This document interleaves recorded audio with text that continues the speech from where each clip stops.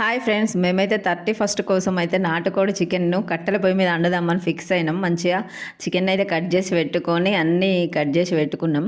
ముక్కున్న అయితే పెట్టేసి మంచిగా అందులో సాజీరా, బండ పువ్వు, ఇక బిర్యానీ మసాలాలు అన్నీ వేసేసి అందులో అయితే మిర్చి వేసి మిర్చి గోలిన తర్వాత ఉల్లిపాయలు మంచిగా చిన్నగా కట్ చేసుకొని ఉల్లిపాయ వేసేసి ఉల్లిపాయ గోలిన తర్వాత అల్లం వెల్లిపాయ పేస్టు మంచిగా వేసుకొని కలుపుకొని మంచిగా గోలాలి. అవి గోలిన తర్వాత కొంచెం ఎర్రగా గోలిన తర్వాత పసుపు కూడా వేసేసి మంచిగా కలిపేసేసి ఇంకా గోలింది ఉల్లిగడ్డ అన్న తర్వాత అప్పుడు చికెన్ వేసేయాలి. నాటుకోడి చికెన్ వేసి మంచిగా చికెన్కి అంతా మంచిగా నూనె ఉల్లిపాయ పేస్ట్ అంతా పట్టేలాగా మంచిగా కలుపుకొని అందులోనే ఉప్పు వేసుకోవాలి, ఎందుకంటే ముక్కకు పట్టాలి. మంచిగా కొత్తిమీర కట్ చేసింది వేసుకొని మంచిగా మూత పెట్టుకోవాలి. మూత పెట్టుకున్న తర్వాత మంచిగా ఉడికిన తర్వాత మళ్ళీ తీసి కారం వేయాలి. కారం వేసేసి మంచిగా దాన్ని కారం అంతా కలుపుకున్న తర్వాత ఒక టమాటా ముక్కలను అయితే ఒక టమాటాను అయితే వేసుకొని కొంచెంసేపు మూత పెట్టి మగ్గిన తర్వాత మళ్ళీ తీసుకొని నీళ్ళు పోసుకోవాలి. ఎందుకంటే కొంచెం ఇది చికెన్ ఉడకాలి కదా, నాటుకోడి చికెన్ కాబట్టి నీళ్ళు పోసేసి మంచిగా మూత పెట్టాలి. మంచిగా ఉడుకుతుంది అది.